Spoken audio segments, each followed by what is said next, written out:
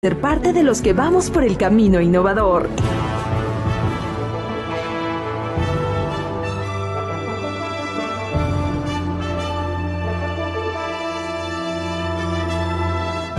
Aquí da inicio el programa de opinión más influyente de la radio. Las emisoras Democracia M y XFM presentan la revista de opinión Democracia, con la conducción y dirección de Gonzalo Rosero. No puede haber diálogo sin libertad de expresión. No puede haber diálogo sin libertad de expresión. Ella es el alma de un pueblo. Sin amilanarse. Sin amilanarse. Este Ecuador amazónico. Desde siempre y hasta siempre. ¡Viva la patria! Combatiremos la corrupción. La de ahora y la de ayer. Y la que podría venir. La de adentro y la de afuera. La revista de opinión Democracia. Los temas realmente relevantes, analizados con la visión crítica del periodismo libre. Da inicio la revista de opinión Democracia, el programa en el que usted cree. Comenzamos. Gonzalo Rosero, credibilidad incuestionable.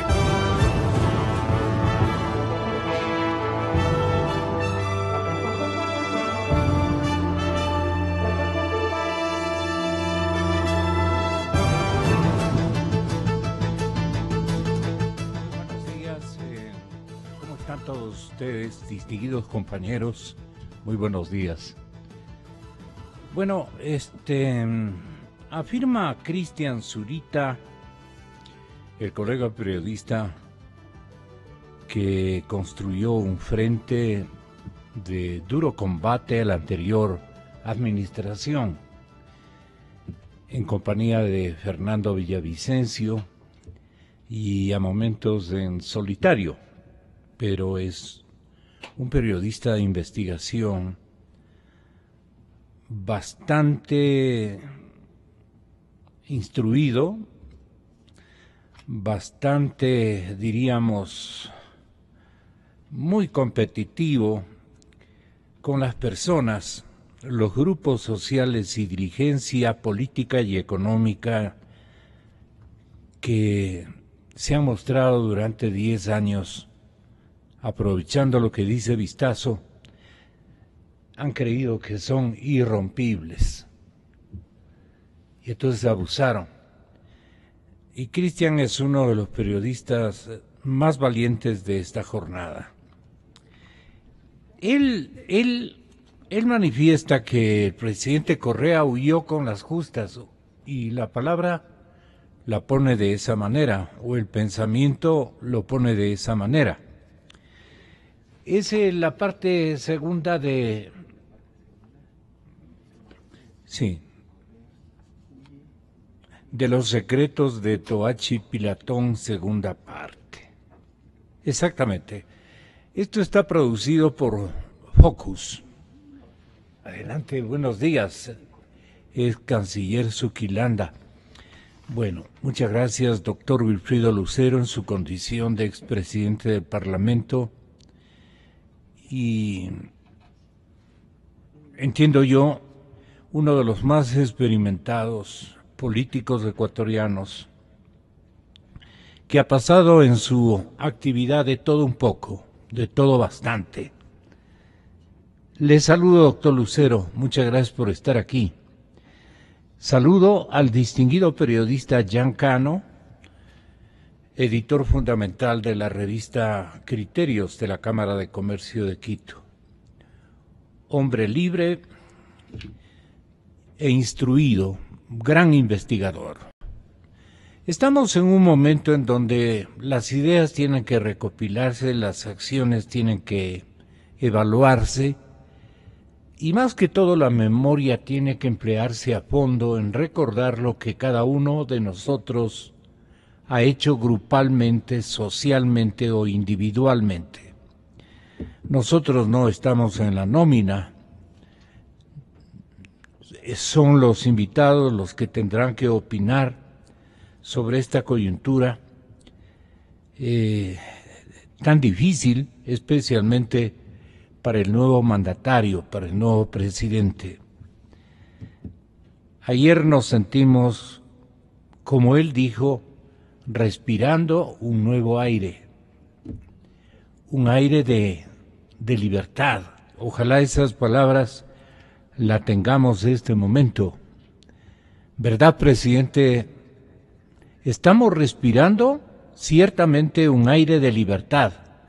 ¿Hasta cuándo nos durará? Pero el ambiente es distinto. Ahora se respira libertad y eso es maravilloso. De a poco toda la gente va a ir abandonando su comportamiento vejuno y va a empezar a respirar verdaderamente esta libertad nueva, que es como me siento yo a gusto. Así me siento a gusto. Me siento a gusto con que la gente tenga la posibilidad de criticar. En más de una ocasión he manifestado que yo considero la crítica y el asesoramiento gratuito que tenemos los gobernantes. Del entorno generalmente uno no encuentra necesariamente las opiniones más honestas, más sinceras, generalmente siempre interesadas, pero siempre uno tiene el entorno que en la mayor proporción le dice a uno la verdad. Pero si es que uno quiere oír la verdad desnuda, oiga la crítica y sienta la crítica. Yo estoy dispuesto a aceptarla de todo corazón. ¿Dolerá? Dolerá sí. Dolerá sí, pero habrá que asimilar. Esa es una obligación de la política en época de liderazgos. Es lo que nunca entendió el presidente Correa. La monarquía que él organizó en torno a su figura no le permitían darse esos lujos, especialmente de ser pacientes con los demás y de otorgarnos a los otros también la posibilidad y la libertad de pensar distinto. Correa se fue del país, dice Cristian Zurita Ron, entre un mar de lágrimas de quienes parecen viudas o viudos del poder. No se está burlando de la condición de viudez. No es esa la intencionalidad. Las lágrimas, los lamentos, las miradas al cielo significan, obviamente, sentimientos muy respetables. Y cuando revise las imágenes de la despedida, especialmente el presidente Correa, que va a tener mucho tiempo para hacerlo en Bélgica, en el hogar de sus suegros, en el hogar de su señora esposa, y por qué no también en parte del hogar universal que Dios les ha legado a sus hijos. Ellos se deben al Ecuador y se deben también a Bélgica. Bueno, no fue soborno sino un acuerdo entre privados y nada tiene que ver con el contrato de Toachi-Pilatón, esta hidroeléctrica ubicada más o menos a 80 kilómetros de nuestra capital. Esto, según Cristian expresó pocos días antes de dejar el poder, de dejar este cargo, el 27 de abril del 2017, el señor presidente Rafael Correa. Cuéntenos lo que originó esta crónica de interpretación de lo que ha sido Toachi-Pilatón para el presidente y qué peligros se cernían sobre él. Regreso a ver a la capital peruana, lo hecho y definido ayer por las autoridades judiciales. Entonces, nadie se libra, a la final llega la justicia. Pero esta justicia, la del Ecuador, es complicadísima. Es una justicia en la que no se puede confiar, ni quienes la organizaron, ni quienes la contrataron, ni quienes dependen o siguen dependiendo de ella. Es cosa muy seria. Hay toda una estructura definitivamente consolidada y que puede caer a cualesquiera persona. El enigma también nace de que las autoridades de control no se saben en qué terreno están jugando este momento. ¿Cuál es la situación, por ejemplo, del Contralor General del Estado? ¿Es Contralor? ¿Ya no es Contralor? ¿Quién le está subrogando? ¿Tiene validez esa designación de la subrogación en la persona del señor Celi?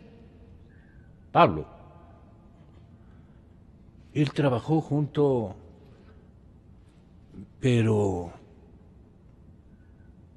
perdone por el término, yo dije aquí reiteradamente, era una yunta, era una combinación, un dueto que se comprendían y denotaban naturalmente coherencia en los pasos que daban a quienes protegían y a quienes atacaban. Entonces, esta parte le dejo a Cristian para que tenga la gentileza de explicarle a la ciudadanía. La segunda parte de Correa huye de los secretos de Toachi Pilatón, segunda parte. Esto de que usted entienda de que está huyendo, lo que nos interesa es en qué consisten los secretos de Toachi Pilatón, y por eso mi molestia, Cristian. Muy buenos días. Gonzalo, buenos días, un saludo a toda su audiencia y a sus invitados en esta mañana, y muchas gracias por considerar en el trabajo que estamos realizando quienes estamos al frente de los portales de investigación. Tiene que ver sobre todo con las delaciones premiadas que dieron dos ex ejecutivos de la empresa Odebrecht en Brasil ante las autoridades de ese país. Y se trata primero de Fabio Gandolfo, Fabio, que fue director, o más bien el representante de la empresa en Ecuador a partir del año 2007, y de Fernando Fernández Mella Besa, que ocupó un cargo de dirección de proyectos para la misma empresa desde ese mismo año. El tema es que Fernando Fernández Mella Besa, en Ecuador muy conocido como Fernando Besa, recordemos que los brasileños sobre todo utilizan su apellido materno, y todos le conocían como Fernando Besa, ya era un viejo conocido en Ecuador, porque había trabajado en la década de los 80 en los proyectos que la empresa desarrolló sobre todo para CRG. Vivía en un hotel de la González Suárez. No podría indicar si es que vivía en una... Tenía buenos contactos con las administraciones que se sucedieron desde el año que usted precisa. Bueno, vamos. Sí. Bueno, el tema es que en sus delaciones ellos han asegurado que el desembolso del $1.000.000 para Alexei Mosquera tiene que ver sobre todo como un premio a la capacidad de haber liberado los fondos para iniciar el proyecto. Recordemos que el proyecto se había iniciado, fue de alguna manera adjudicado en el año 2005 al Consejo Provincial de Pichincha para que lo desarrolle a través de la empresa Hidrotoapi. Pero ahora se conoce que el dinero con el que se pretendió construir la obra, Toachi Pilatón, salió del Fondo de Ahorro Petrolero que instauró el expresidente Lucio Gutiérrez, ¿sí? Como una forma de previsión de ahorro nacional, el famoso FEIC. Entonces, existió toda una ley tramitada a través de la Asamblea Constituyente entonces para liberar esos fondos, ¿sí? Y luego esos fondos fueron utilizados para el proyecto. Lo que tiene que en este momento identificarse es qué papel jugó Alexei Mosquera, qué papel jugó él para lograr que el presidente logre adjudicar esos fondos para la construcción de Toachi Pilatón. Es un tema por demás importante, no es un tema secundario, es un tema por demás importante. ¿Por qué? ¿Sí? Porque Toachi Pilatón estaba detenido, ¿sí? Así era. Según la información que se conoce a través de los cables de Itamaraty, fue en el año 2005 cuando Rafael Correa fue ministro de Finanzas y de alguna manera se puso de acuerdo con la empresa para adjudicarle a Odebrecht bajo la modalidad llamada Swiss Challenge, similar a lo que se hizo con el aeropuerto de Quito. Pero los fondos no fluyeron. Desde el Brasil. Entonces el acuerdo al que se llega, ¿sí? Según la delación de Gandolfo y Fernando Besa, es que Alexei Mosquera iba a hacer los esfuerzos necesarios para liberar los fondos a través del PIC que le sean entregados a Odebrecht para la construcción de la obra.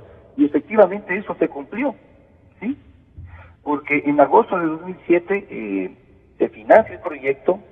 En noviembre de ese mismo año, Hidrotoapi, que estaba al frente del proyecto, autoriza la firma del contrato con el nuevo sistema de financiamiento, ¿sí?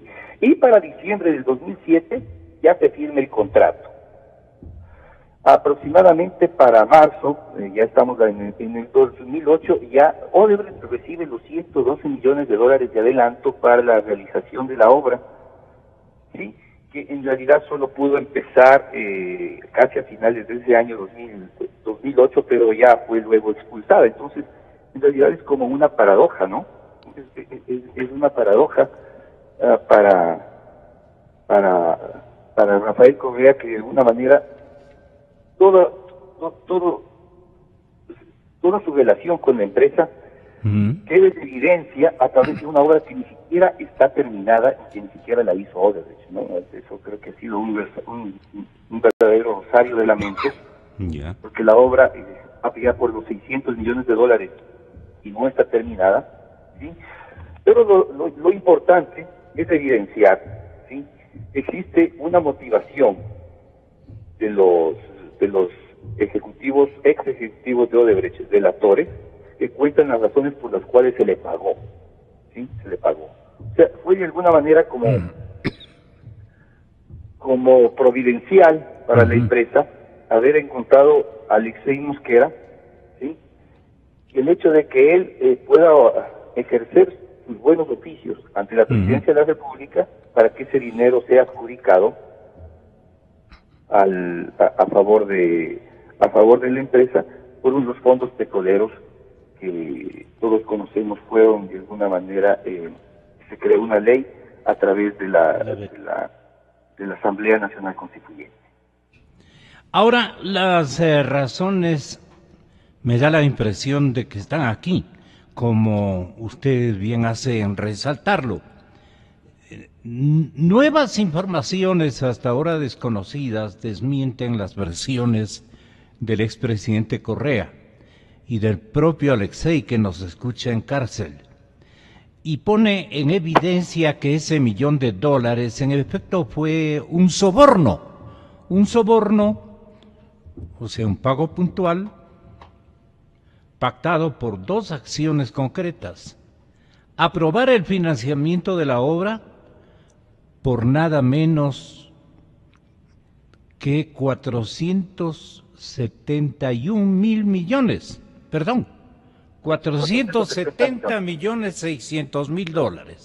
Estoy ahí en lo correcto. Con recursos provenientes del Estado ecuatoriano, por medio de un fondo petrolero llamado FEICE, si nos acordamos. Y el presidente sacaba pecho y decía conceptualmente, detallaba, de que eso guardado, imagínense ustedes lo que estamos perdiendo cuando el país requiere de obras de infraestructura, de una rápida inversión, decía el presidente al inicio, desde la época en que fue ministro de Economía de Palacio. Y como son las cosas, ¿no? Y como son las cosas. ¿Por qué cree usted, Cristian, de que esto, que es toda una especie de novela por capítulos, le sintió muy cercano el presidente Correa en esta última temporalidad? se acordó y dijo, a ver, sí, claro, yo intervine, hay fotos, aquí estamos firmando con el señor prefecto, con Alexei, y aquí dice Toachi Pilatón, etcétera, etcétera. Nos vamos a, por motivos de tiempo, a darle una idea a la población, la que usted tenga una hipótesis de por qué, como decir, se puso un poco nervioso el presidente Correa en estas últimas semanas sobre este tema. Porque nadie conocía la relación estrecha que existió entre Odebrecht y Rafael Correa. Levante la voz, Cristian. Porque nadie conocía a ciencia cierta la estrecha relación que existía entre Rafael Correa y Odebrecht. No fue hasta la liberación de los cables de Itamaraty, en los cuales se evidencia que luego de un mes de haber asumido el Ministerio de Finanzas, él ya se reúne con los brasileros y llega a acuerdos puntuales para la construcción de obras como Toachi Pilatón, como Carrizal Chone, como el aeropuerto del Tena, ¿sí? Luego deja el ministerio y queda con muy buenas relaciones con la empresa.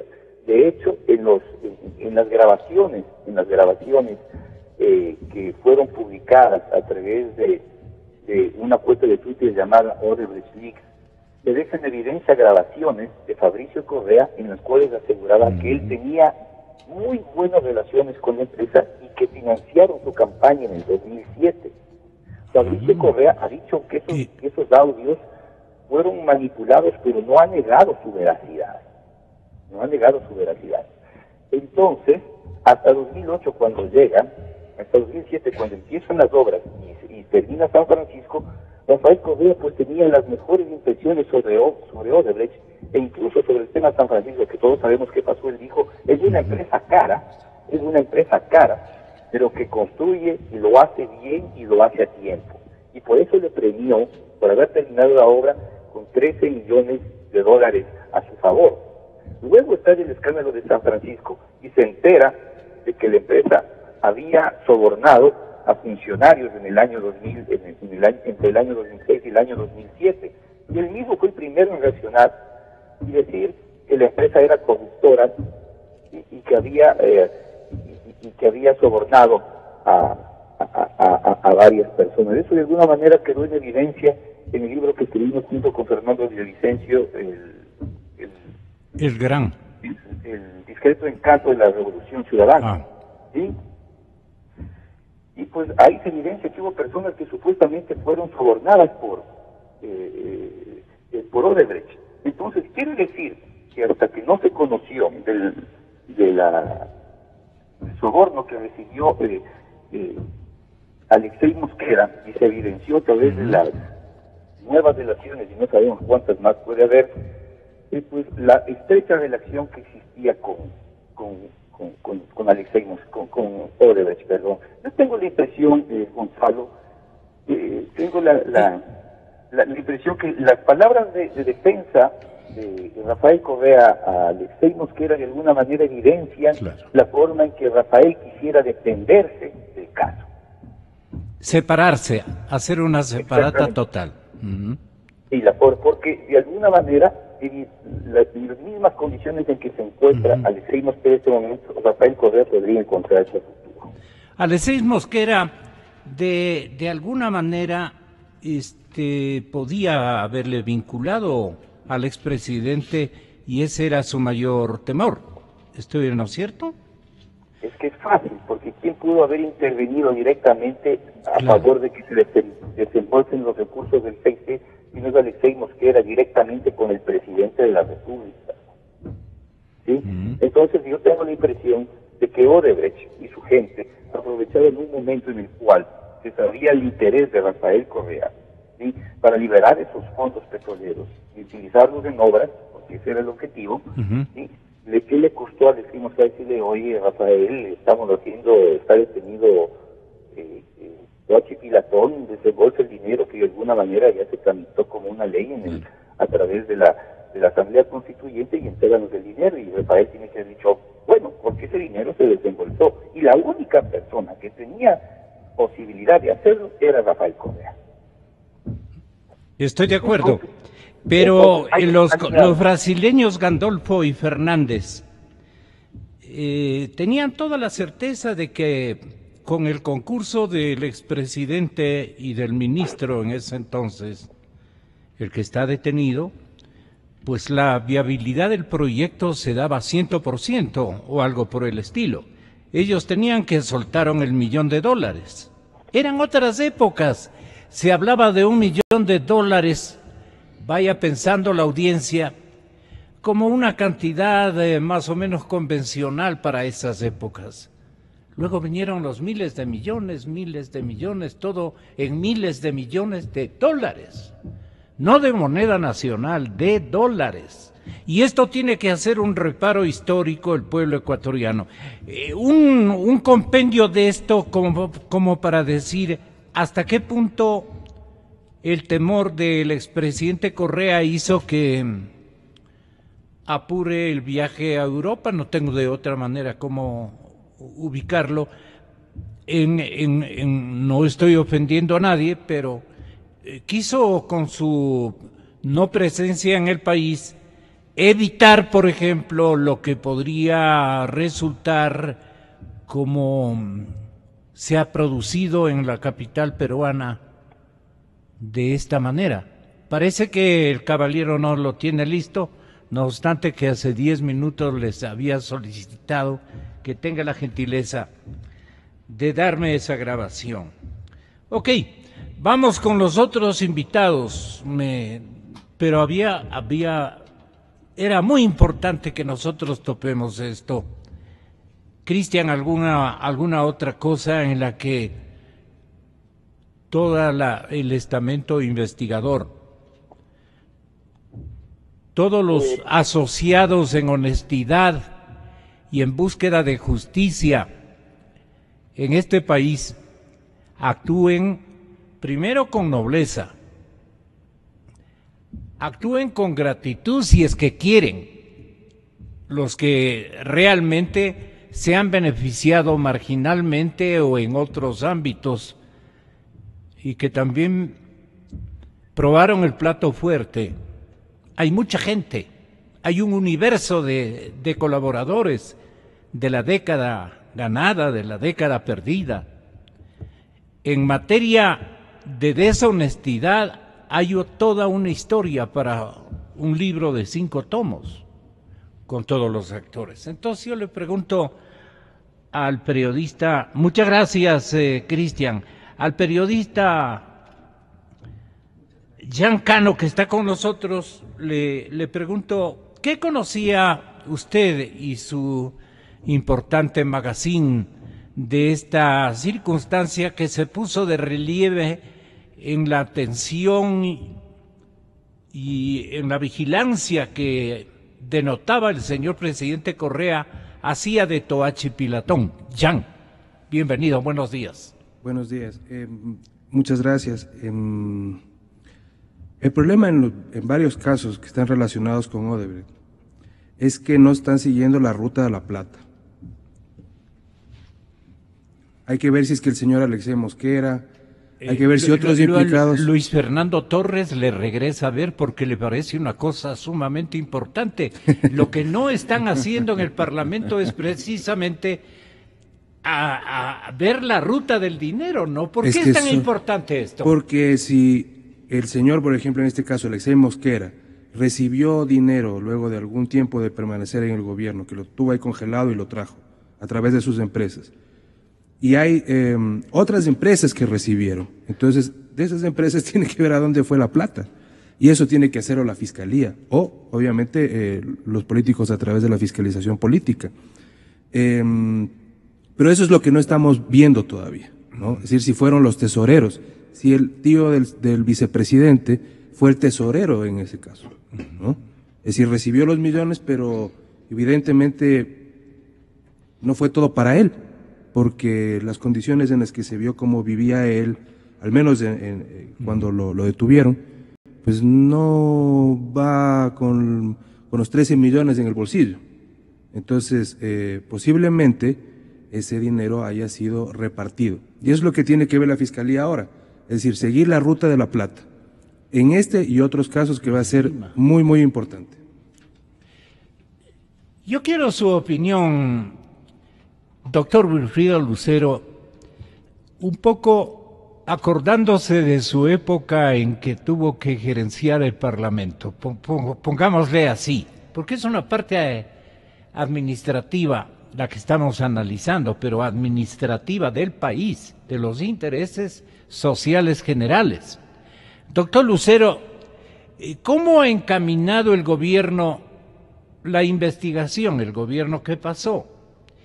¿Y cómo le parece a usted reorienta ese camino, ese perfil de búsqueda de mejores piezas de comprobación de que aquí ocurrió cosas muy graves, que no puede disimular el nuevo presidente de la República y que tampoco él tiene carácter ni viene con la consigna de perdonar a sus compañeros en nombre de mantener la buena calificación social de Alianza País, por decirlo de alguna manera? ¿Cómo describiría usted este episodio si hasta, como diría la gente en la calle, si hasta el presidente Correa, caramba, ha estado complicado, porque podía salir este episodio y le podía haber involucrado? ¿Conocerían esto en el CAD o en tanta instancia legislativa que se ha organizado en el nuevo Congreso precisamente para contraatacar esta arremetida contra los recursos del pueblo ecuatoriano? Doctor Lucero, buenos días y bienvenido. Buenos días y gracias por la invitación. Una satisfacción estar con tan distinguidos panelistas compartiendo esta mesa de diálogo. Un saludo también para Cristian Zurita. Bueno, se resumiría lo que usted me pregunta en dos palabras: la década de la corrupción y de la impunidad. O sea, hay una sociedad indiscutible entre el gobierno corrupto que presidió Rafael Correa desde el comienzo hasta el final y el gobierno de la impunidad que él mismo presidió y socapó. De tal manera que las dos realidades dolorosas para el Ecuador fueron las características principales del gobierno que por fortuna terminó. Quizá por eso también se explican las expresiones dichas el día de ayer por el presidente Moreno. En el Ecuador ya se respiran aires de libertad. Eso tiene una profundidad, para mi concepto, enorme. Primero porque pueden ser interpretadas de dos maneras. Nos libramos de los 10 años, o nos estamos librando de los 10 años de impunidad y de corrupción. Y segundo, nos libramos de Correa, pues no, porque Correa apenas se fue el día lunes.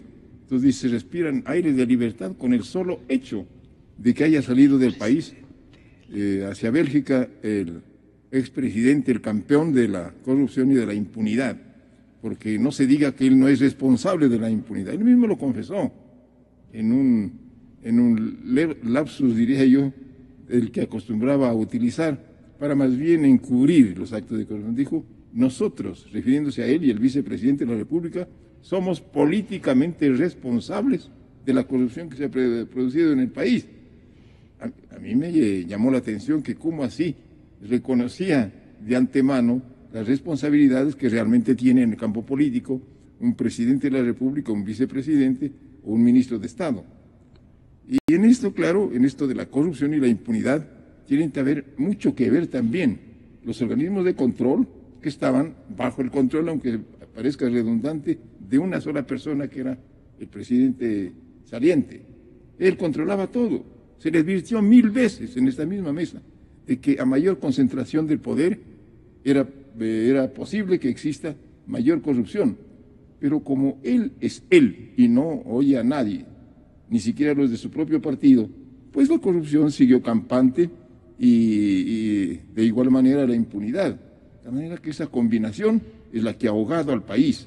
Que no nos vengan con la época ganada. La estructura legal, doctor Lucero, la estructura institucional, más bien dicho, que consolidó el movimiento País, para su permanencia de largo trecho en la historia nacional, creó un ejercicio de control de nombre nomás, pues, ¿no? De nombres. Una institucionalidad apegada firmemente a las consignas y obviamente el objetivo fundamental era generar un desfile de impunidades. Entonces, esa estructura está vivita y coleando, pues. Claro, entonces, el problema es ese. ¿Cómo va el presidente Moreno a poder reestructurar, como dice esta circunstancia de libertad, de nueva atmósfera, de nuevo aire, de nuevo ambiente, como decía ayer? Ahora se respira libertad y eso es maravilloso. De a poco toda la gente va a ir abandonando su comportamiento ovejuno y va a empezar a respirar verdaderamente esta libertad nueva, que es como me siento yo a gusto. Así me siento a gusto. Me siento a gusto con que la gente tenga la posibilidad de criticar. En más de una ocasión he manifestado que yo considero la crítica y el asesoramiento gratuito que tenemos los gobernantes. Del entorno generalmente uno no encuentra necesariamente las opiniones más honestas, más sinceras, generalmente siempre interesadas, pero siempre uno tiene el entorno que en la mayor proporción le dice a uno la verdad. Pero si es que uno quiere oír la verdad desnuda, oiga la crítica y siente la crítica. Yo estoy dispuesto a aceptarla de todo corazón. ¿Dolerá? Dolerá, sí. En esta que ha sido una fuente ovejuna, ¿cómo se siente ahora el señor presidente Moreno, según su termómetro, doctor Lucero? Bueno, muchas personas que tuvimos la oportunidad de dirigirnos, como ahora lo hago, por intermedio de los medios de comunicación, a la ciudadanía, dijimos que el principal problema que tenía Moreno desde la campaña electoral era precisamente el gobierno de Correa, un peso demasiadamente grande como para poderlo sortear y sobrellevar. ¿Grande y grotesco, cree usted? Gigantesco, claro. Grotesco, digo yo. Sí. Ahora que el presidente Moreno se encuentra en funciones, la cosa se le complica más. Él no puede seguir mintiendo y engañando al pueblo como lo hacía el anterior presidente de la República. No solamente que llegaba a la mentira, sino al cinismo, y varias veces lo dijimos, no públicamente, porque era cínico lo que se afirmaba, que caramba, la economía del Ecuador ya está en plena recuperación. Ahora le toca decir a Moreno, como lo dijo ayer, que es absolutamente falso, que la mesa no estaba servida, que era todo lo contrario, y por eso él creía que en la unión de todos los ecuatorianos, de buena voluntad de los patriotas y demócratas, para poder sacar a este país que se hunde en la corrupción y en la pobreza, se hunde en el despilfarro del anterior gobierno y se hunde también pues en el mal manejo de las finanzas públicas. Un economista que no sabía ni el foro de la economía, pero claro le hacía creer con su demagogia y su verbo real al pueblo ecuatoriano que caramba era un dechado de perfección en esas materias. Los hechos están demostrando que todo eso era falso. Por eso coincido con un articulista de hace 2 días o 3 días del diario El Comercio, cuando decía, para ser presidente de la República hay que tener estatura, y para ser expresidente de la República también hay que tener estatura. Correa demostró que no tenía ni lo uno ni lo otro, ni cuando fue presidente ni ahora como expresidente de la República. Esto que ha graficado a la corrupción el señor presidente Moreno, ¿qué comentarios le merece al ex canciller Zuquilanda, un hombre que ha atravesado también una época previa al correato o al correísmo o a la presencia de Alianza País en el poder tan dilatada, y el anterior gobierno al que tuvo la oportunidad también de ofrecer su contribución? Ahora, en el Parlamento, lo que dice Moreno sobre la corrupción, en un resumen muy bien acogido por la población, es lo siguiente. ¿Por qué no dice nada con respecto a la corrupción? Por eso mismo, porque la palabra del presidente podría significar sentencia, pues. Uno tiene que ser escrupuloso con el manejo de su palabra. La palabra del presidente, por amor de Dios, imagínense ustedes, si es que yo de alguna forma acuso a X persona o no lo acuso, los presidentes de las funciones pueden considerar que a lo mejor es el pensamiento del presidente y que a lo mejor hay que ajustarse a ese pensamiento. No, he dicho que va a haber completa libertad de actuar de las funciones y vuelvo a recalcar, no me dejo amedrentar. He pedido, eso sí, a las funciones que actúen con ética, que actúen con justicia y con verdad. Y todo aquello que tengan, lo saquen. No se debe guardar absolutamente nada. Y ustedes tienen todo el derecho de acudir a esas funciones a pedir toda la información que se requiere. No estoy violando absolutamente mi comportamiento ético como presidente. No estoy violando. Todo lo contrario. Lo único que digo es que si ofrecimos una cirugía mayor, cumplamos la cirugía mayor. Y cirugía mayor significa llegar hasta el final, sin ningún tipo de restricción, sin amedrentamientos. No se dejen amedrentar. Yo no me dejo amedrentar. Por favor, no lo permitan ustedes. Y cuando estaba con la bancada también, la bancada propia, la del presidente, agregó Moreno lo siguiente. Independientemente de roces que pueden haber existido, yo traigo un sentimiento únicamente de unidad. Bajo ninguna circunstancia, las diferencias que pueden haber entre dos compañeros, independientemente de que sean los líderes de un movimiento, no puede afectar al movimiento. El movimiento debe permanecer unido. Y a propósito de mi comentario de ovejunos, no me refería a ustedes. Me refería a los que tienen comportamiento ovejuno. Que sepan perfectamente que en este periodo se va a respirar libertad completa. Que cada quien tendrá libertad de manifestar y de expresar su opinión, de parlamentar. Porque eso es lo que son ustedes, parlamentarios. Me siento molesto, sí. Sí. O sea, pero yo, en lo que a mí corresponde, doy por cerrado el capítulo. Para mí se acabó. ¿Ya? ¿Se acabó? ¿Se acabó? ¿Hasta ahí nomás llegó? ¿Qué le parece a usted, doctor Zuquilanda? Bueno, es bien interesante el que haya juntado esta calidad de gente en esta mesa, porque me siento bien honrado de estar con ustedes, con Lucero, Cano y aquí Fernando. Realmente, y lo mismo Cristian, que hablaba hace un momento, pero también es sumamente importante escucharle al presidente Moreno esas expresiones, porque él está respondiendo a una desesperación de la sociedad latinoamericana. El problema no es solamente en Ecuador, el problema es latinoamericano, la pillería, la sinvergüencería en el manejo de la cosa pública es una característica lastimosamente de esta última década en América Latina. Por eso es que a los ecuatorianos lo que principalmente les preocupa en este instante es la nitidez de procedimientos en la administración pública. Eso es fundamental, la nitidez de procedimientos en la administración pública. Lo pasado va a ser juzgado, tiene que ser juzgado. Ahora, ¿qué es lo que vamos a hacer en el presente y en el inmediato futuro? Porque no se diga que incrementando las penas, pidiendo la pena de muerte, cortando las manos, aumentando los años de prisión, la honestidad va a venir por obra y gracia del Espíritu Santo. No es así. Yo fui embajador en Singapur, en donde hay pena de muerte, y no necesariamente porque hay pena de muerte se ha eliminado el delito, ¿verdad? Entonces tenemos que inventarnos en el Ecuador ciertos procedimientos que evitan de alguna manera el cometimiento de los delitos. Uno de esos que yo mencionaba en la campaña es la aplicación de la norma ISO en toda la administración pública, comenzando desde la Presidencia de la República. ¿Qué significa eso? Transparentar encima de los escritorios todos los negocios del Estado. Porque, ¿qué es lo que debemos esconder? ¿Quién esconde las cosas debajo de la mesa? Los que quieren hacer alguna triquiñuela. Pero si tenemos libertad a la aplicación de la norma ISO, que es la pureza de procedimientos, entonces todos los periodistas, ciudadanos, empresarios van a tener información encima de la mesa. Primera cosa. En segundo lugar,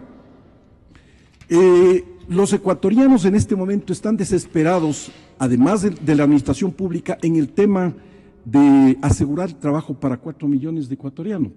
para 4 millones de personas que están verdaderamente sin comer.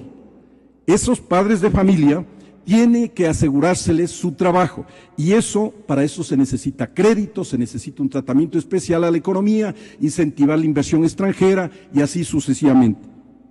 Y finalmente, los ecuatorianos están desesperados por buscar la plena vigencia de la seguridad social. ¿Qué es la seguridad social? No, simplemente es el tema relacionado con la salud, la educación, la vivienda, la alimentación. Y usted decía finalmente, usted mencionaba hace un momento el FEIREP. No, muchos ecuatorianos no saben qué es el FEIREP, el fondo el fondo de ahorro, ¿verdad? No saben, pero hay que decirle facilito, porque aquí vino mi colega, mi íntimo amigo Mauricio Pozo, explicó, y yo mismo le escuchaba, entonces mucha gente me llamó a mí a preguntar, oye, ¿de qué se trata ese fondo? Era facilito. No, el barril de petróleo que se vendía encima de $18, de 18 que se logró vender hasta $24, el margen entre 18 y $24, $6, se ahorraba y se le ponía en el fondo para contingencias, para catástrofes naturales, para este tipo de dificultades que tiene el Estado. Ausencia de liquidez. ¿Qué es lo que logramos con eso? Porque, claro, Gutiérrez en eso, el presidente Gutiérrez, era un individuo austero, ahorrador, como buen militar. Los militares son bien disciplinados, bien ahorradores. Entonces se ahorró cerca de $2.000 millones, nada más. Entonces, nosotros teníamos, cuando Correa comienza su administración, teníamos balanza positiva de comercio exterior, balanza de pagos positiva, teníamos la mayor inversión de América Latina, inversiones, y teníamos ahorros en el fondo, y luego después eso desapareció como el humo. Entonces no hubo nitidez en la administración pública. Ahora, ¿qué es lo que vamos a hacer? Primero, me parece muy bien lo que dice el presidente Moreno ahora, que ya vamos a olvidarnos de esto. Claro, vamos a olvidarnos, no vamos a hablar de este tema, pero no en cuanto se refiere a los delitos. Los delitos no pueden ser olvidados. Lo que nos olvidamos es de la pelea, de la briga, del maltrato, de la deshonestidad. De eso sí hay que olvidarse, ¿no? Y vamos a iniciar una etapa de honorabilidad. Eso es lo que está pidiendo la gente. Porque, ¿qué pasa? El doctor Lucero hace un momento decía lo siguiente. Se dice que la economía está perfecta. Claro, está tan sólida como un castillo de naipes. Así está la economía de Ecuador, sólida como un castillo de naipes. Entonces, nosotros sabemos, cuando yo fui a la candidatura y el presidente Moreno también, teníamos la obligación de saber cuentas nacionales. Por lo tanto, no es que el presidente Moreno no sabía lo que estaba pasando en la economía. Todos sabíamos. Yo sabía qué es lo que está pasando, con números, el asunto de la deuda con los chinos. Por eso es que, para concluir esta primera parte, yo quisiera decir lo siguiente. No solamente la investigación de la revista tan prestigiosa que tiene el señor Cano aquí, vecino mío, no solamente se tiene que investigar el tema Odebrecht, pues. El tema de Odebrecht es una minúscula situación dentro del panorama de deshonestidad. Hay que investigar los créditos chinos. Mire, 10.75% de interés, 5 años plazo. Alguien cogió comisión, pues. Vamos, es decir, yo tengo experiencia, yo soy experto en financiamiento de proyectos. Segundo, el verdadero precio de las obras. Obras que costaban 10 fueron cobrados, se cobró a 100. Una bestialidad, como se dice en lenguaje ciudadano, una brutalidad. Claro, luego después la ciudadanía está preocupadísima por el tema de las compras nacionales. Las compras, helicópteros que costaban 10 se pagaron 50. Y las compras nacionales en general, un lápiz que costaba 5 se pagó 10, y así sucesivamente. Y eso es evidente, pues, evidente, ¿no? Después, los depósitos ilegales en la banca nacional. Oiga, caso que usted ve el enorme desarrollo urbano de Quito, que alguien me diga a mí que Quito es una ciudad industrial poderosísima que produce enormes cantidades de dinero para construir semejantes proyectos inmobiliarios, ¿verdad? Entonces tenemos los depósitos ilegales en la banca, el lavado, el contrabando, negocio de armas, depósitos de la guerrilla aquí en el Ecuador y así sucesivamente. Eso es lo que le preocupa al pueblo ecuatoriano, ¿verdad? Entonces Odebrecht evidentemente es importante, pero es la punta de una cosa que nos va a llevar realmente a descubrir boquiabiertos lo que ha pasado en esta última década. Pero tenemos que complementar el inventario. No podemos quedarnos allí. No nos asustemos. Esto tiene que llegar a cobrar un desenlace que nos recuerden nuestros hijos y nos feliciten nuestros nietos. Porque esto no puede quedar así. Bueno, esa es mi principal preocupación. Sí, doctor Zuquilanda. Solo quiero decir lo siguiente. Mire, yo creo que el mayor interesado en este momento en que se aclaren estas cosas es el vicepresidente de la República. Yo tengo la impresión, o sea, yo siento que él va a decir, bueno, sí, voy a renunciar y que se investigue, porque él es el más interesado, porque a él no le conviene hacer una administración pública con la duda de todos los ecuatorianos. Él va a ir a una investigación por su propia voluntad. Acuérdese lo que yo le digo. Porque la presión pública, psicológica, la psicología social de este país es tan fuerte que eso va a suceder. Y luego después tenemos también, hay que tomar cuentas, finalmente, hay que tomar cuentas a los que omitieron, a los que no hicieron su deber, su trabajo en una burocracia de cerca de 800,000 funcionarios. ¿Cómo le parece a usted que después de 10 años no tengamos acuerdos comerciales con las mayores potencias en el mundo y que los agricultores y los productores ecuatorianos estén desesperados y que ahora se nos terminen las preferencias arancelarias de Estados Unidos ahora en el mes de diciembre? ¿Y por qué tiene que el señor vicepresidente ser el único actor que acepte ser de alguna manera el responsable o semi-responsable de lo que han hecho un conjunto de ecuatorianos que abusaron del poder precisamente y de la permisividad que primó, que reinó en ese ambiente de ese partido político? O no hicieron su trabajo bien, eso es lo grave. Claro. No hicieron su trabajo. O doctor Luis Fernando Torres, tal vez el señor vicepresidente de la República ha aceptado de última hora de que en el CAL,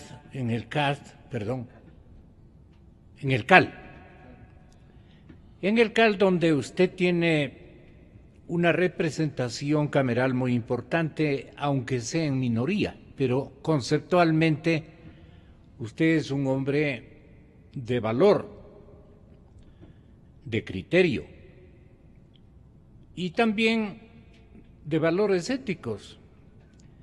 Pero, como decía el presidente Velasco, aquí cabe, y esa es una voz tunguragüense que le pide a usted, que trabaje sin amilanarse,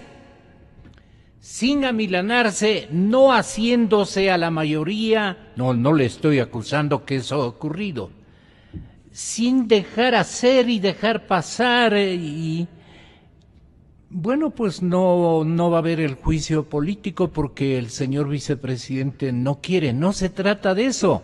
A él la propia fiscalía, como ha ocurrido en el Perú, puede estar pidiendo más temprano que tarde prisión, como ocurre en este momento, prisión para Humala, en Lima. Tiene todos los elementos y ustedes mismos han ponderado en los discursos y entrevistas con la televisión ecuatoriana, ustedes han manifestado de que hay insumos acusatorios y pruebas al canto suficientes para que haya el juicio político. Al punto que me contaban anoche que ya el vicepresidente prácticamente y la bancada con la señorita colega suya, buen día a la cabeza, ya están prácticamente admitiendo que por lo menos el juicio político tiene que proseguir, porque de lo contrario, este va a ser un derrumbe monumental de todos los 10 años con todos los actores. No sé qué nos pueda informar usted al respecto. Doctor Torres, bienvenido, muy buenos días. Buenos días, muchísimas gracias Gonzalo por la invitación. Un especial saludo a Patricio, al doctor Cano y a Wilfrido Lucero. El juicio político al vicepresidente sigue con vida, no ha muerto. El próximo lunes, quienes integramos el Consejo Administrativo de la Legislatura, resolveremos si pasa el pedido de juicio político a la Corte Constitucional. Por lo pronto, el peticionario interpelante, el ingeniero Gómez, debe responder el pedido que le ha hecho la mayoría oficialista en el Consejo Administrativo de la Legislatura, especialmente sobre asuntos que ellos consideran que están faltando en la petición. Con el asambleísta Donoso votamos en contra de que se le pida esta información adicional al interpelante porque, según nuestro entender, la petición estaba completa, las pruebas se habían anunciado, si habían cumplido las formalidades y por lo tanto debía, luego de abocarse conocimiento, tramitarse el pedido para que la Corte Constitucional decida. Lo importante es que el juicio político al vicepresidente sigue con vida, no ha muerto, habrá que esperar para el próximo día. ¿Cuál fue la primera intención de la mayoría de esta comisión? Bueno, de lo que pude escuchar y observar, porque hubo un intenso debate el día lunes por la tarde, fue básicamente que para ellos no estaba completo el pedido y la ley prevé que en esos casos se le dé 3 días al interpelante para que complete. ¿Qué no estaba completo para ellos? El anuncio de la prueba. En consecuencia, tiene la oportunidad el interpelante de incorporar aquellos elementos que sustenten mejor su pedido de juicio político al vicepresidente. Hay una seria inquietud si puede o no en este tiempo el interpelante incorporar el tema Kaminowska, porque el pedido inicial se circunscribe exclusivamente a 3 casos de Petroecuador que han sido tratados en la justicia y algunos de ellos inclusive ya tienen sentencia. Con peligro de que todo el proceso se escabulla. No necesariamente, porque el proceso judicial tiene su lógica y el proceso político en la Asamblea. En el proceso político son resbalosos las temáticas o las causales que podrían llevarle a ello y los resultados no serían los que aspira el pueblo ecuatoriano. Claro, no está Kaminowska en el pedido del ingeniero Gómez. Por ejemplo. No sé por qué razón no lo incluyeron. No hay una coma en ese escrito de mi parte. Y eso es parte de la parte estrategia de los abogados del ingeniero Gómez. ¿De su comisión? No. ¿De la mayoría de su comisión? No. ¿O viene desde arriba? No. El pedido lo elaboró el ingeniero Gómez, que es el coordinador de Creo, con su equipo de abogados. Los demás legisladores, con nuestra firma, apoyamos para que se tramite. Por eso le digo que no entiendo cuál fue la decisión estratégica que tomó el interpelante con sus abogados para no incluir el caso Kaminowska dentro de aquellos que motivan el juicio político al vicepresidente. ¿Cuál es la inquietud? Si va o no a incluir hasta el día viernes también alguna prueba, indicio o elemento de convicción sobre el tema Kaminowska.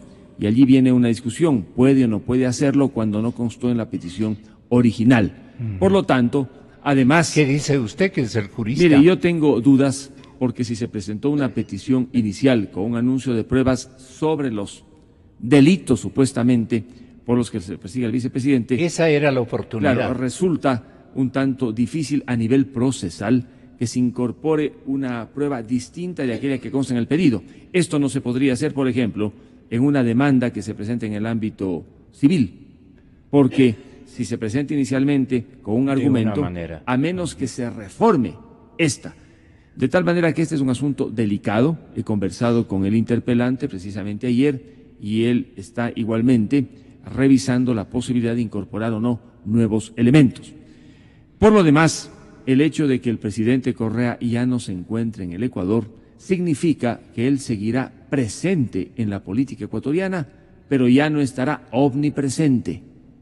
Cuando se encontraba con nosotros y cuando era presidente, su rol era de una omnipresencia tal que sus huestes tenían que cuadrarse 3 veces al día, por la mañana, al mediodía y por la tarde, pero ausente, indudablemente que estará de alguna manera latente, con mayores márgenes de libertad, y ello va a tener también incidencia desde mi punto de vista en el avance de este juicio político, porque ese comportamiento ovejuno del que habló el presidente Lenín Moreno, entiendo que se diluirá y dará paso a un comportamiento más independiente, más autónomo, sabiendo que el gran desafío que tiene la Asamblea y sobre todo que tiene la mayoría oficialista está de cara a la opinión pública, porque si la opinión pública mayoritariamente quiere investigación, quiere que el tema se trate, habrá que ver qué le dicen a la opinión pública dentro de este ambiente de mayor libertad. Pero más allá del juicio político está el tema económico. En la primera plana de los principales periódicos del país, el tema económico es el que preocupa, porque el presidente Lenín Moreno ha señalado que no le han dejado la mesa servida. ¿Qué significa que no le han dejado la mesa servida? ¿Hasta cuándo podrá el gobierno atender los pagos que ordinariamente tiene que hacer? cómo va a financiar igualmente las obligaciones que tiene pendientes y comprometidas. En esta emisora hemos ido con nuestros invitados, no nosotros de manera exclusiva. Apenas hemos preguntado, hemos ubicado circunstancias y hemos exhibido escenarios delicadísimos en materia económica. Quizá el medio que más ha insistido en ese aspecto ha sido para mi orgullo personal, la parte económica.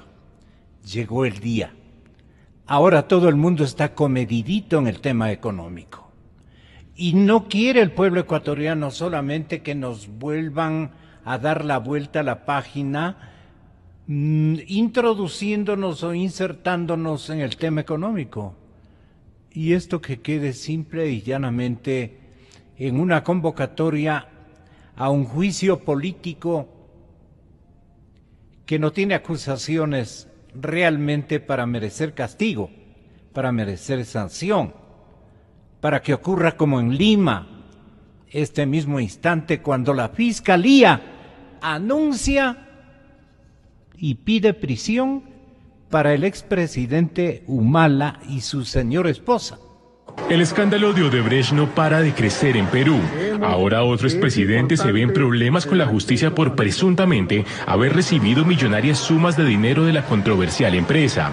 Este martes la Fiscalía pidió ordenar prisión preventiva contra Ollanta Humala y su esposa Nadine Heredia. El abogado de la ex primera dama se declaró sorprendido. Creo que en el país hay que investigar y hay que evitar la impunidad, pero hay que evitar también el exceso.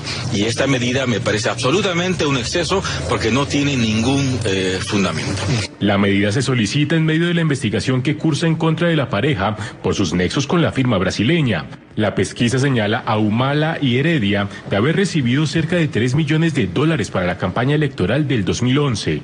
La denuncia se sustenta en las declaraciones de Marcelo Odebrecht y el representante de la firma en Perú, Jorge Barata, que confirman la entrega del dinero. Señalaron que la millonaria suma se entregó por pedido del entonces oficialista Partido de los Trabajadores en Brasil. Humala y Heredia se enfrentan a cargos por lavado de activos y asociación ilícita para delinquir. La solicitud de prisión deberá ser analizada por el juez que sigue el caso en un plazo máximo de 48 horas. Sin embargo, la audiencia está programada para este miércoles a las 10 de la mañana.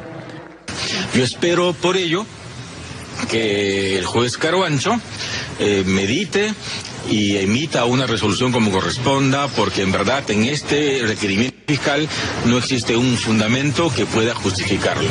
Y de ser aprobada, Ollanta Humala se convertiría en el segundo expresidente peruano sobre el que pesaría una orden de captura por su supuesta relación con Odebrecht. El primero es Alejandro Toledo, sobre quien pesa una orden de detención internacional por presuntamente haber recibido $20 millones de Odebrecht. Y el tercero sería el cantante, el que canta bonito, García. Pero me parece, no, le pido disculpas y le saludo desde esta capital. Jan, lo que ocurre es que si nos metemos al asunto económico y el presidente Moreno no le da un sentido de proporciones y un turno a cada uno de los elementos, nos metemos en la parte económica, los hierros, lo malgastado, lo que dijo él precisamente. Entonces yo el 24 de mayo entregaré una economía en crecimiento y estabilizada. Y estabilizar significa sin grandes desequilibrios. Entonces eso se traduce en grandes déficits y gran coeficiente de deuda. ¿Dónde está el gran coeficiente de deuda? Tenemos 28%, Estados Unidos tiene 100%. ¿Dónde está? Pero como la gente no sabe, y algunas veces en la vida, en la política son más importantes percepciones que realidades, nos asustan, ¿no? Y en verdad el mayor peligro para el país está en el sector externo. Bueno, creo que tenemos que tomar la parte del presidente Moreno cuando dice, a ver, que a mí me haya dejado la mesa servida, señores oyentes, eso no es cierto. Póngale. Una cosa es lo que se dice y otra cosa es lo que está. La condición económica del Ecuador, queridos amigos, es muy difícil. Es sumamente difícil. Vamos a salir adelante con el esfuerzo de todos. Porque imagínense lo que sería que yo como presidente diría que no vamos a salir adelante. Pues vamos a salir adelante. No hay tal mesa servida. Esa es la pura y neta verdad. No hay tal mesa servil. Entiendo que todo eso fue consecuencia de mucho trabajo y mucho esfuerzo por reinstitucionalizar el país, pero por favor, creo que se podía haber sido un poquito más mesurado el momento de dejar cuentas en mejores condiciones. Esas acciones botarates también nosotros insistentemente mencionábamos aquí con nuestros invitados. Guarden, creen fondos de ahorro. Hay que imitar lo que se quiso hacer en la administración, no porque admiremos al presidente Gutiérrez ni cosa por el estilo, pero por la calidad de ministro que tuvo, pues se llevaron por reglas de oro en materia fiscal y ahorraron y no gastaron como nuevos ricos y además no empuñaron en la dimensión que han empuñado en esta década a la que nos estamos dirigiendo. Pero Jean, lo que yo le quiero preguntar es, nuevamente nos van a marear con el tema económico y el tema político, el tema delictuoso, nuevamente va a quedar para segundo tema. Ya verá usted que se han comprometido las diferentes bancadas, incluso de oposición, a hacerle juego a eso. El presidente Moreno creo que ha dicho una de las frases que quedará para la historia, de la nueva historia democrática del Ecuador. Le está diciendo mentiroso a su antecesor de su propio partido y una de las figuras más poderosas en la política ecuatoriana de toda la historia. Le está diciendo que no dejó la mesa servida. Eso quiere decir que todo lo que nos pintaba como lo bien que estábamos en el campo económico era falso. Lo que se advirtió en varias instancias, en organizaciones de la sociedad civil, trabajadores, los gremios, las cámaras, ¿no? Todo eso es verdad. Entonces, lo que sucedió ayer no es que se acabó, como dice el presidente Lenín Moreno.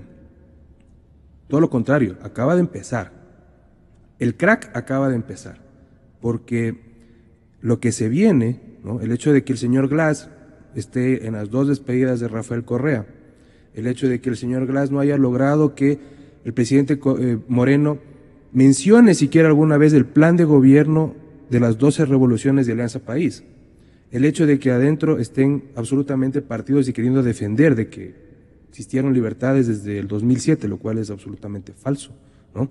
Entonces no es que acabó, empezó, y está en dos líneas, la línea de la corrupción y la línea política. En la línea de corrupción, por supuesto que el tema más grave, ¿no?, es todas las acusaciones que tiene el presidente, el vicepresidente Jorge Glass.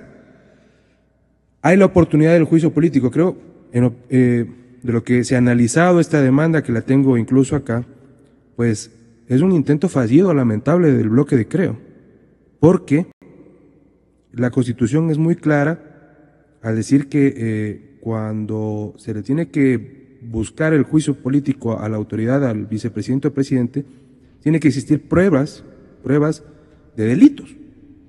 Eso no quiere decir que existan o no casos penales, ¿no? En ninguna parte se habla de responsabilidad política. Se averiguó de dónde salió esto de la responsabilidad política. Esto salió en campaña a inicios de año desde el señor Guillermo Lasso. Entonces es de nuevo un argumento de campaña esto. Yo creo que, y además hay otra cosa, o sea, dentro del bloque hay asambleístas que intentaron detener esta demanda, pero lamentablemente actuaron en bloque. Eso es lo que nos supieron decir. ¿Qué creo que sería lo pertinente? ¿A cuál bancada se refiere? A Creo. Sí. Qué extraños son, ¿no? Por eso es que parece, da la impresión como lo que usted dice, parece que están jugando, ¿no? Entonces, pues de aquí está el señor Luis Fernando, que es uno de los más respetables, pues, asambleístas de gran experiencia, el señor Rousseau.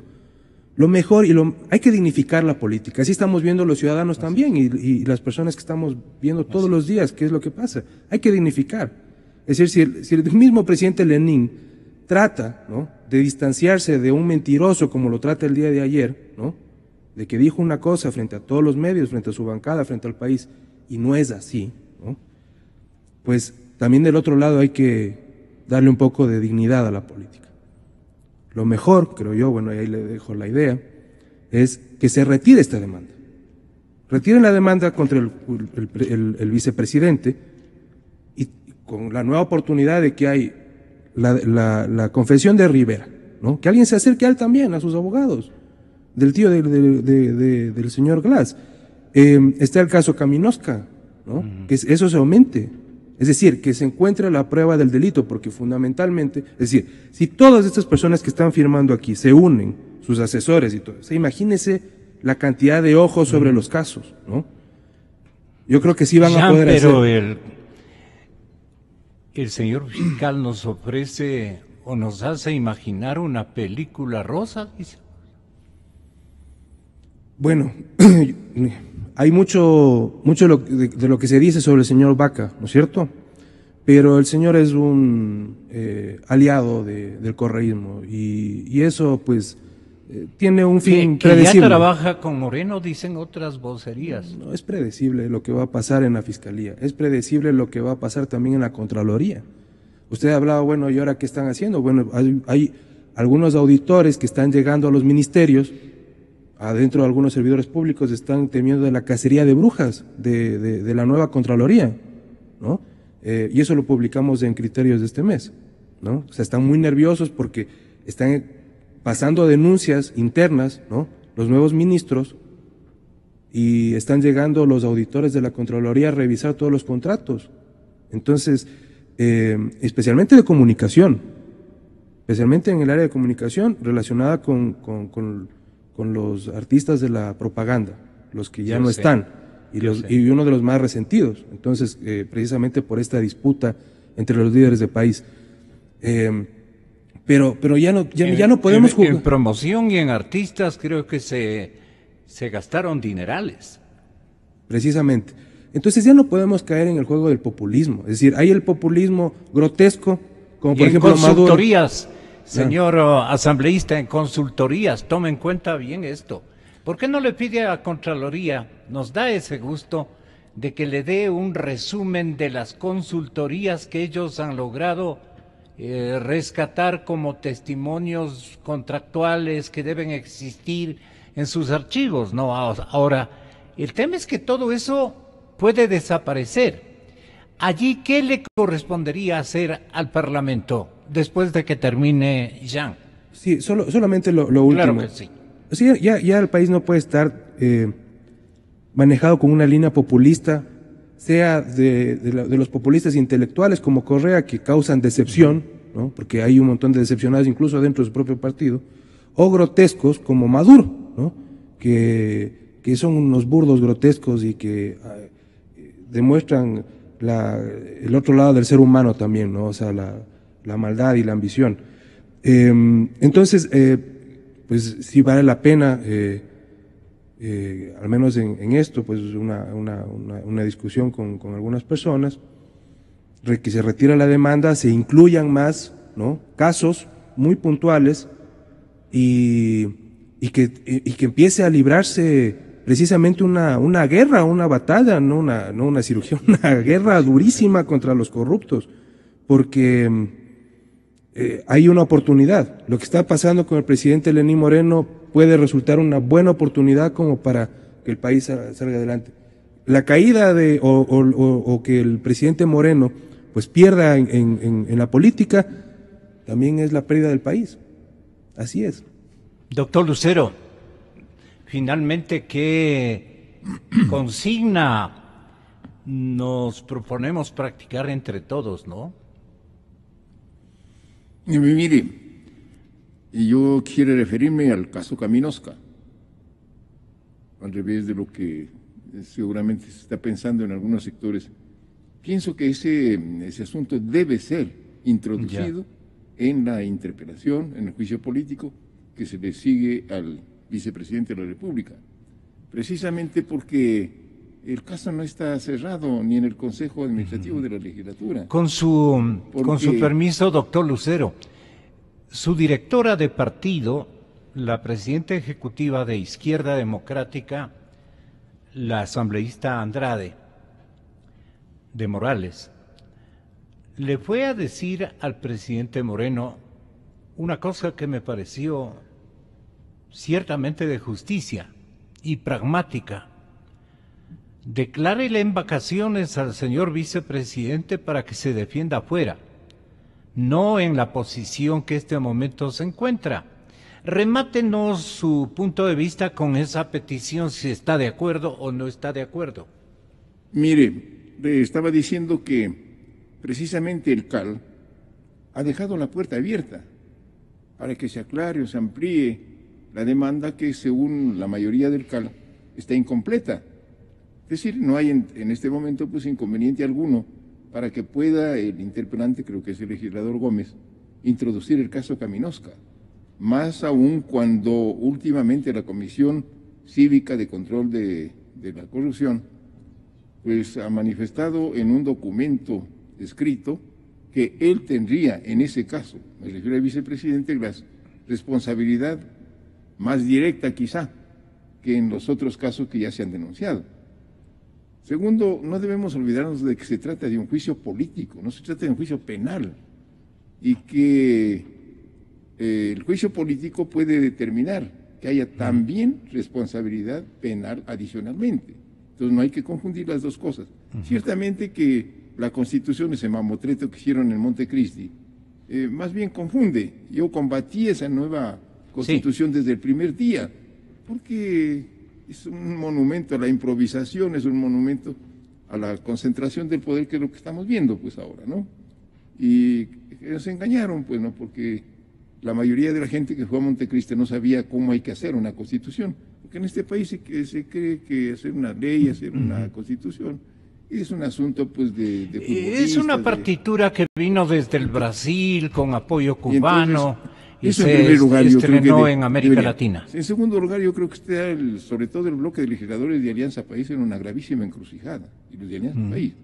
O deciden definitivamente, como así lo dijeron algunos de ellos, profundizar la fiscalización, que no la han hecho durante 10 años, ¿no? O deciden que caiga quien caiga, dijeron, ¿no? O ahora pues vuelven a las prácticas anteriores, es decir, otra vez a tapar los hechos de corrupción y a que reine la impunidad. Eso no lo va a soportar el pueblo ecuatoriano.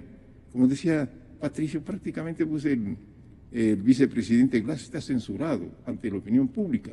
Él ya ha perdido la batalla. Ahora lo que ha propuesto pues la señora Vilma Andrade, presidenta nacional de la Izquierda Democrática, pues el criterio de ella, ¿no? Pero claro, ahí lo pone en otra grave encrucijada, en cambio, al presidente Moreno. Porque el presidente Moreno no puede, pues, mandarlo a su casa al vicepresidente de la República.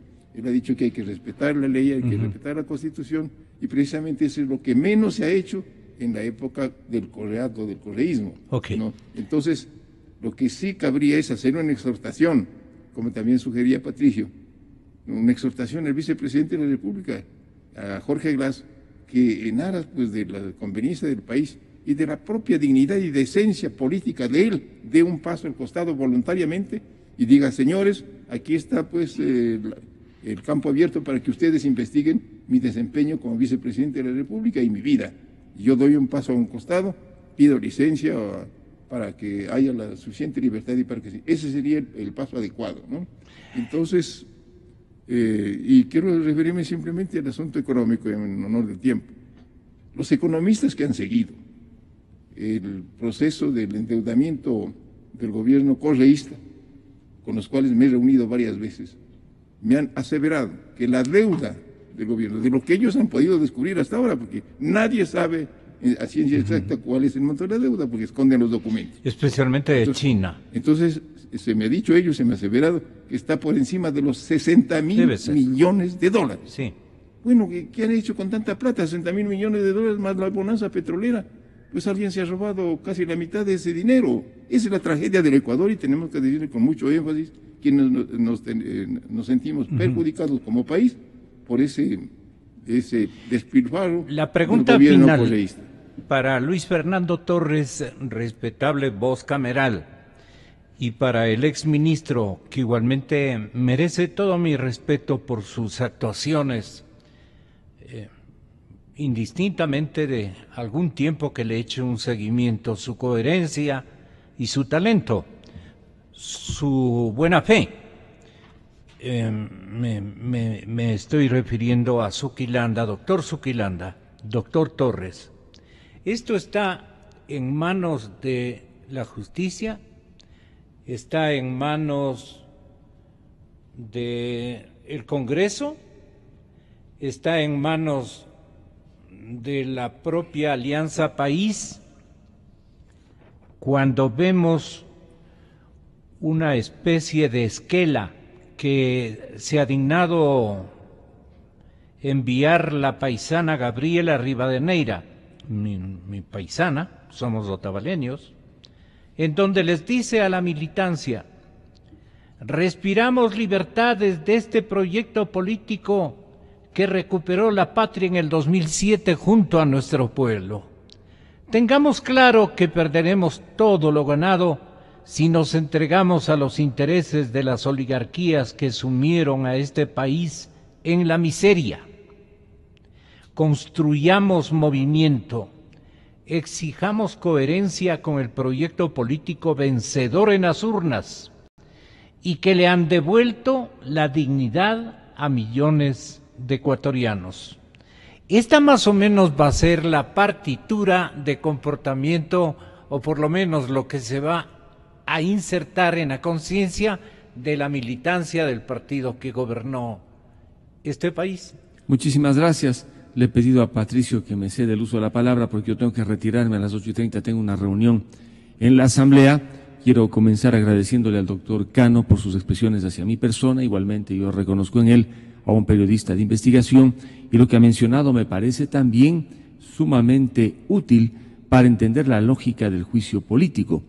Es verdad lo que dice el doctor Cano en el sentido de que algunos dentro de la oposición recomendamos que no se presentara tan pronto el pedido, que se esperaran unos días más hasta poder contar con alguna información adicional. Igualmente, en el pedido, en la parte final, se deja sumamente aclarado que el texto fue elaborado por los representantes de la bancada a la que mencionó el doctor Cano, y otros nos sumamos para aportar con nuestra firma a fin de que pueda tramitarse el pedido. Lo que dice el doctor Cano también es cierto. La argumentación es compleja, la vinculación del vicepresidente con los delitos por los que se ha sancionado a algunos involucrados en Petroecuador como Bravo y Capaya es una operación jurídica compleja porque hay que explicar ese nexo.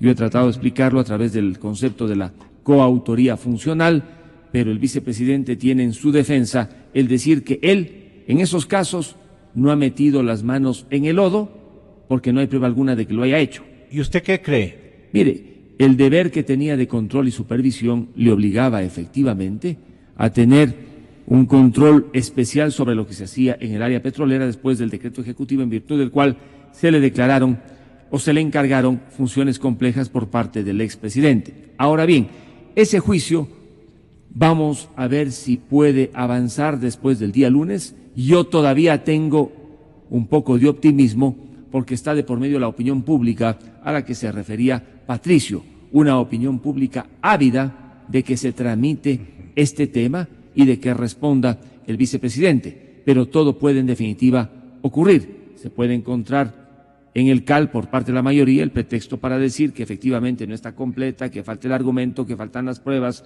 que el anuncio no es claro y logran inadmitir y archivar. Bueno, pero ese es un capítulo que lo cerraremos el día lunes.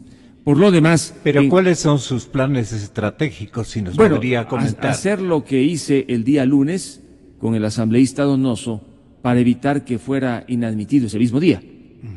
¿Se lo debió a usted, entonces? No, y al arquitecto Donoso, los dos somos los representantes de la oposición en el CAL. Sí. Entonces hicimos lo que nos correspondió, sabiendo que somos 2 frente a 5, para que de alguna manera la resolución no tuviera otra connotación. Sí, la asambleísta Buendía vale por 3, o sea, serían 8. Bueno, ella tiene una especial convicción con la Revolución Ciudadana. En cuanto a lo que usted se refería, Gonzalo, ese mensaje de la expresidenta de la Asamblea, ahora directora nacional de Alianza País, es un mensaje claro, yo creo que oportuno, para aquellos militantes que esperan que sigan siendo militantes, convencidos al borde del fanatismo.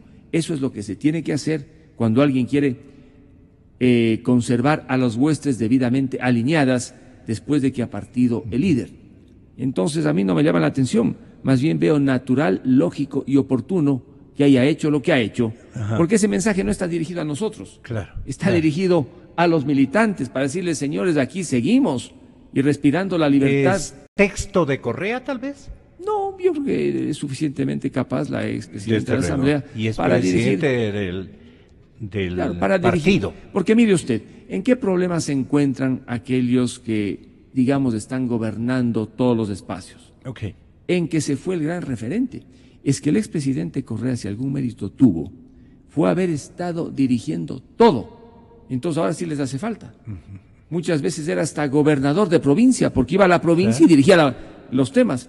Entonces les falta, hay un vacío, y cuando ese vacío se produce viene la desorientación. El presidente Moreno está haciendo lo correcto. Él está desbordando a la militancia para entenderse con la ciudadanía.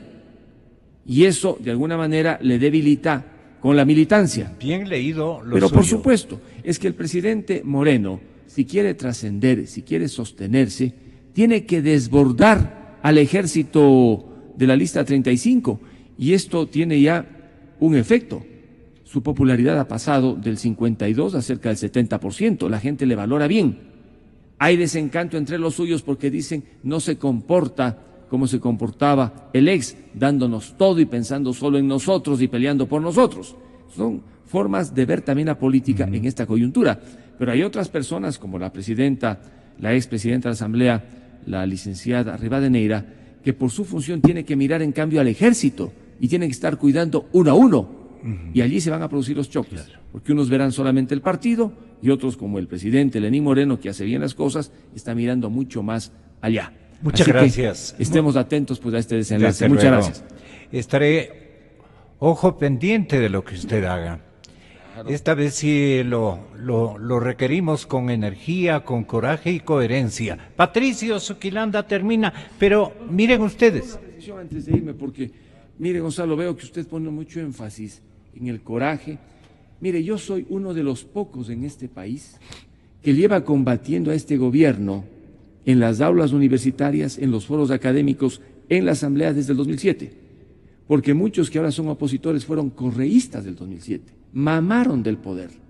A última hora se convirtieron, ya cuando esto se desmoronaba. Yo he llevado 10 años de lucha. El 2007 perdí mi cargo de asambleísta, perdí mis derechos políticos por un año, yo no podía ni facturar, de tal manera que mi pelea es más allá del grito, porque algunos gritan pero no consiguen ningún resultado. Es una lucha inteligente, de resultados.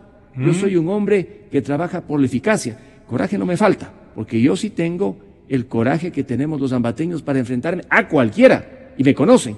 De tal manera que le ruego que la próxima vez, Gonzalo, con el mayor respeto, usted sepa que yo no solamente tengo coraje, sino coherencia. 10 años combatiendo a un proyecto estatista. Le estoy simple y llanamente animando a eso sí, a que mantenga ese coraje. Gracias. Quedemos así. Luis Fernando. Vamos adelante y esto es lo final. Tenga la gentileza. Entre el uno y el otro, ¿cómo salió la cosa? Vamos a ver. Entonces yo el 24 de mayo entregaré una economía en crecimiento y estabilizada. Y estabilizar significa sin grandes desequilibrios. Una cosa es lo que se dice y otra cosa es lo que está. La condición económica del Ecuador, queridos amigos, es muy difícil. La economía se duplicó, hemos crecido, pese a las dificultades de los últimos meses, por encima del promedio latinoamericano. Hemos sacado 2 millones de ecuatorianos de la pobreza, pasamos de ser los países más equitativos a los países, uno de los 3 países más equitativos de la región, de acuerdo a la CEPAL. Entiendo que todo eso fue consecuencia de mucho trabajo y mucho esfuerzo por reinstitucionalizar el país, pero por favor, creo que se podría haber sido un poquito más mesurado el momento de dejar cuentas en mejores condiciones. Tenemos un coeficiente de endeudamiento cercano al promedio de América Latina, muy por debajo al de los países desarrollados, por debajo del promedio histórico del Ecuador. Estamos dando una economía en crecimiento, estabilizada y con un coeficiente de deuda PIB perfectamente manejado. No hay tal mesa servida. Esa es la pura y neta verdad. No hay tal mesa servida.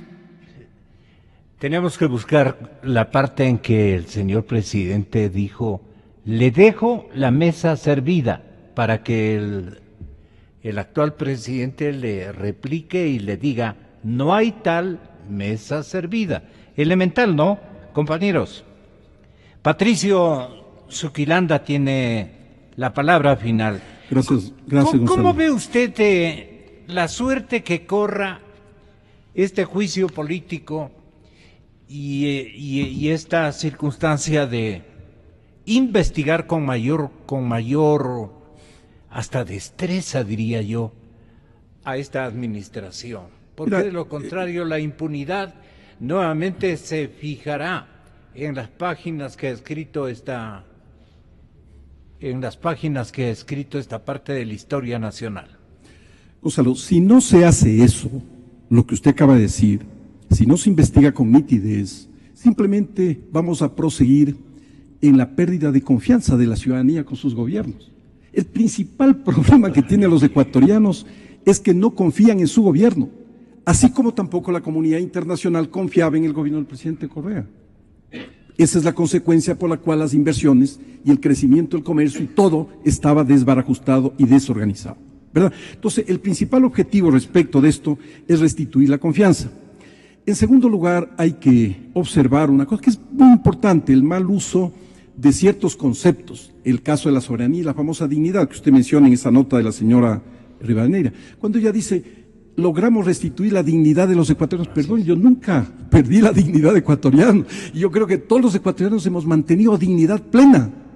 La dignidad es, ¿qué es? Es el respeto a los demás y respeto a uno mismo.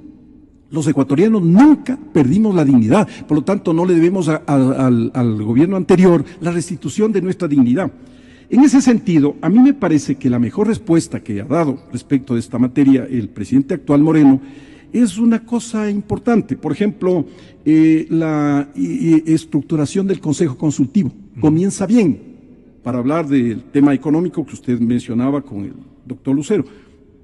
Vea, vamos haciendo solamente 3 cifras en historia, 3 cifras que quiero dar. El mayor crecimiento en la economía nacional se produce con el presidente Rodríguez Lara, 12% de la economía. Ministro de Finanzas, Jaime Moncayo García, ¿verdad? Okay. Así fue. Segundo, el segundo mayor crecimiento de la historia en el Ecuador se produce con Lucio Gutiérrez, ¿no? Ministro de Finanzas, Mauricio Pozo y todo el equipo de gobierno que teníamos ahí, ¿verdad? Y la tercera cifra que es importante es menos 1% con el economista honoris causa, el señor Correa. Menos 1%, con el mayor ingreso que el Ecuador ha tenido en toda su historia. Entonces, ahí estamos viendo pues que Lucero, el doctor Lucero, tiene toda la razón de que nos podemos ufanar. Ahora, el señor Moreno, ¿qué hace? La primera medida que me parece a mí bien importante es crea inmediatamente el Consejo Consultivo con el sector productivo y exportador, ¿verdad? Y coloca unos ministros que nos parecen interesantes en el panorama este. Y hay que seguirle. Yo le pido con el mayor respeto al señor Cano que le siga la vida profesional de estas gentes. El ministro Ledesma de Trabajo no le huye a la posibilidad de establecer, de reestructurar el trabajo por horas. La gente está desesperada por eso. Mire, y discute y pone, y es un profesional de primera línea. Y a mí me parece interesantísimo eso. Y tiene ñeque, tiene energía. Tenemos 4 millones de ecuatorianos sin trabajo. Segundo, el ministro de Comercio Exterior dice, vamos a los acuerdos comerciales, vamos a hablar con la... No es solo bueno para el tenis. Vamos a hablar con Estados Unidos, vamos a hablar con todo el mundo, puertas abiertas al comercio, bajar los aranceles, bajar los impuestos, ¿no? La señora Eva García, otra señora muy importante, que está estimulando a los productores a través de la eliminación de impuestos y los famosos aranceles. Y luego después un ministro que es bien importante también me parece a mí, que es este ministro de Turismo, un señor de León o León, algo así, yo no le conozco a él, pero le he escuchado, ¿no? Y me parece también que tiene que abrir esta posibilidad a la industria del turismo, porque los ecuatorianos debemos sustituir la era... ventaja de que el señor presidente Moreno le encanta el turismo. Excelente, la era petrolera la debemos sustituir por la era del turismo. ¿no? Ahí está. Costa Rica hizo eso. Costa Rica basa su ingreso en el turismo. Es decir, y cuando estamos hablando de turismo no significa que las empresas, que los hoteles, no, no, no. Significa que toda la sociedad ecuatoriana debe inmiscuirse en esa gran industria. Yo quiero decir eso. Segundo, vea, tenemos un grave problema, Gonzalo, y con esto termino.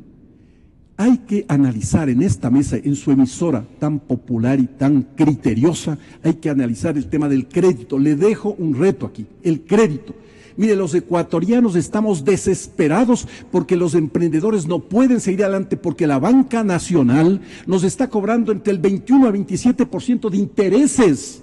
Por favor, ¿no? En dólares, eso en ningún país. Hice una investigación. En los 193 países que hay en las Naciones Unidas, el único país que cobra semejante tasas de interés en dólares se llama Ecuador. Por eso es que yo decía, hay que permitir el ingreso de la banca internacional que cobra entre 2, 3 y 4% de interés, con lo cual nos libraríamos definitivamente del Banco de Fomento, de la Corporación Financiera. No le necesitaríamos. Hay que comenzar a competir con eso. El crédito está desbaratando. En este momento no hay los acuerdos comerciales, eliminar los impuestos, los aranceles a las empresas que se vienen a instalar, ¿no? Y hay que darle un tratamiento especial inmediato, con estímulos inmediatos, anulando todo el peso tributario a los agricultores, ganaderos y pescadores. Esa es la matriz productiva nuestra. No, a mí que no me venga el señor Glass, que yo le dije el otro día, le digo, mira, ¿cómo es posible que se esté pensando en la instalación de una gran productora de aluminio y acería aquí? Por favor, nosotros somos buenos para la agricultura, la pesquería, somos buenos para la artesanía, para la industria, para el turismo. Entonces, ahí es donde metemos la energía para recuperar la economía a través de un plan nacional de desarrollo regional. Las exportaciones. Que genere riqueza. Agropecuarias, ¿no? Que genere riqueza y que genere empleo o trabajo. Sí. Porque una cosa, yo recuerdo, y con esto liquidado en menos de medio minuto, a mi amigo Vicente Wong, íntimo amigo mío, un día le pregunté, le digo, Vicente, ¿cómo te va? Nos encontramos. Y él me dice, más o menos. Entonces yo le digo, mi viejo, pero si a ti te va más o menos, ¿cómo nos estará yendo a todos los demás? ¿No? Entonces, hay que ser orgullosos de que la sociedad ecuatoriana debe tener riqueza, debe avanzar hacia la riqueza. Y la riqueza no solamente es la monetaria, es la riqueza espiritual, de la honestidad, de la cultura, del deporte, hasta de la religión. Hay que ser ricos en todos los sistemas. No hay que huirle a los ricos, hay que ser como los ricos, con enorme pureza y con enorme honestidad. Doctor Zuquilanda, siempre admiré su sentido común y su patriotismo, naturalmente. Muchas gracias. Vamos a volver. Ustedes saben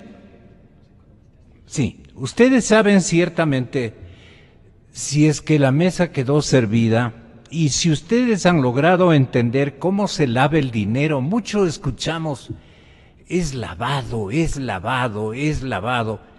Imaginen ustedes, se piensa que hay capitales, producto de la sustracción, producto del robo, para que ustedes me entiendan mejor, que están tomando caminos de retorno que llegan a puertos financieros de la Unión Americana y de ahí nos distribuyen al resto de países de donde proceden esos mismos dineros. De esto hemos leído de últimos días. Interesantes. ¿Quiere que yo le responda una rápidamente? Sí, vea, es canciller. No viene a través de Estados Unidos. Esto viene No. Van con destino, claro. Pero regresan a los Estados Unidos. Regresan, claro, ya legalizado, ya lavado, dice usted. Eso es verdad. Exactamente. Mire, vea, les cuento una escena. Aquí el doctor Lucero, que es un hombre del norte, del Carchi, sabe perfectamente lo que le voy a decir. El presidente Uribe me dijo a mí, y me dio los documentos probatorios, me dio de 17 pasos de frontera por donde se hacía el contrabando, el ingreso a la droga, el ingreso a la plata, la entrega de vituallas y cosas a la guerrilla de las FARC. 17 pasos en solamente la provincia del Carchi, ilegales. Y por ahí entraba el dinero.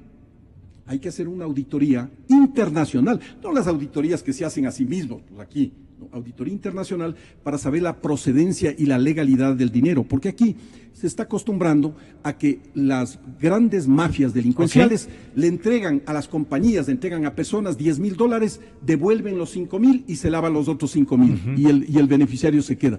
Esa es la riqueza urbanística de esta ciudad, pues. Los economistas Marco Flores y Diego Borja están con nosotros en cuestión de instantes. Yo creo en la radio.